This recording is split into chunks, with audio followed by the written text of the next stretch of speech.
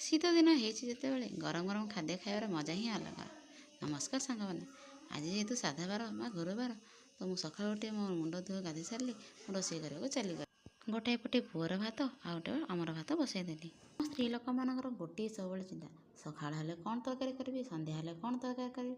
ଏମିତି ଭାବି ଭାବିକି ଦେଖିଲି ପରିବା ଝୋଲି କ'ଣ ଅଛି ଏଥିରେ, କ'ଣ ବନେଇବି। ଦେଖିଲି ଡାଲି ଡବାରେ ବି ଡାଲି ସରିଯାଇଛି। ବାବୁଙ୍କୁ କହିଲି କ'ଣ ବନେଇବି କହୁନ। ବାବୁ କହିଲେ ଆଜି ଟିକେ କାଞ୍ଜି ବନଉନୁ, ଟମାଟୋ କାଞ୍ଜି। ଆଚ୍ଛା ହଉ ଦେଖିବା କ'ଣ କରିବା। ଦେଖୁ ଦେଖୁ ପଖାଳ ଭାତ ଟିକେ ଥିଲା।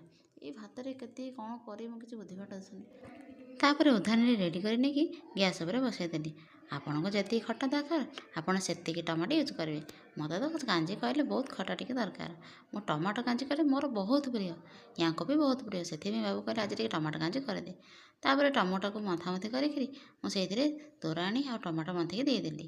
ତାପରେ ହଳଦୀ, ଲୁଣ ସ୍ୱାଦ ଅନୁସାରେ ଲୁଣ ପକାଇକିରି ଆପଣ ଘାଣ୍ଟୁଥିବେ। ମୁଁ କାଞ୍ଜି କଲାବେଳେ ଆଗତୁରିଆ ଲୁଣ ପକାଇଦିଏ, କାହିଁକିନା କାଞ୍ଜିଟା ତଳୁ ଲାଗିବ ନାହିଁ।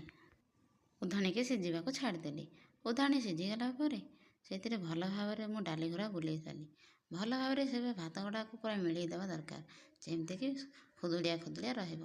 ସେଥି ଭିତରେ ସାନ ପୁଅ ମଧ୍ୟ ଉଠି ପଡ଼ିଲା। ମୋତେ ଟିକେ ଧରିଦେ ମାମା, ଧରିଦେ, ଗେଲ କରିଦେ, ମାମା କହିକି ସିଏ ବିକଳ ହେଇଦେ। ମୁଁ କହିଲି ଆଲୋ ଧନ, ମୋ ଧନଟା କହିକି ତାକୁ ମୁଁ ଟିକେ ଗେଲ କରିଦିଏ। ଏଠି ଡ୍ୟୁଟି ଯିବା ପାଇଁ ବି ମୋତେ ଟାଇମ୍ ହେଇଯାଉଥାଏ। କେତେବେଳେ ଯେ କାମ ସରିବ, ମୁଁ ରୋଷେଇବାସ ସାରି ପୁଣି ଡ୍ୟୁଟି ଯିବା ବାହାରିବି। ଛୁଆମାନେ ଅଛନ୍ତି ତ ଟିକେ ଲେଟ୍ ହେବ ତ। ତା ଭିତରେ ମୁଁ ଛୁଙ୍କ ରେଡ଼ି କରିଦେଇଥିଲି। ଏପଟେ ପୁଅର ବିଜାର, ସେପଟେ ରୋଷେଇ ଲେଟ୍। କେତେବେଳେ ମୁଁ ଡ୍ୟୁଟି ଯିବି ମୁଁ ଜାଣିପାରୁନଥିଲି।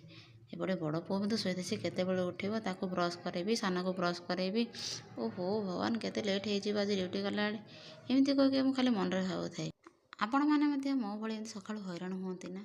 ଜଲ୍ଦି ମୁଁ ଛୁଙ୍କ ଦେଇକିରି କାଞ୍ଜିକୁ ଥଣ୍ଡା କରିବା ପାଇଁ ଗୋଟେ ଗିନାରେ ବାଢ଼ି ଦେଲି। ତ କାହା ଘରେ ଟମାଟୋ କାଞ୍ଜି ହୁଏ ଆଉ ଟମାଟୋ କାଞ୍ଜିରେ କ'ଣ ସବୁ ପକାନ୍ତି ମୋତେ କମେଣ୍ଟ ବକ୍ସରେ ନିଶ୍ଚିତ ଲେଖିଦେବେ। ଆଉ ଯଦି ଭିଡ଼ିଓଟି ଭଲ ଲାଗିଥାଏ ତ ଲାଇକ୍, ସେୟାର, ସବସ୍କ୍ରାଇବ୍ ନିଶ୍ଚିତ କରିଦେବେ। ରହିଲି, ଜୟ ଜଗନ୍ନାଥ।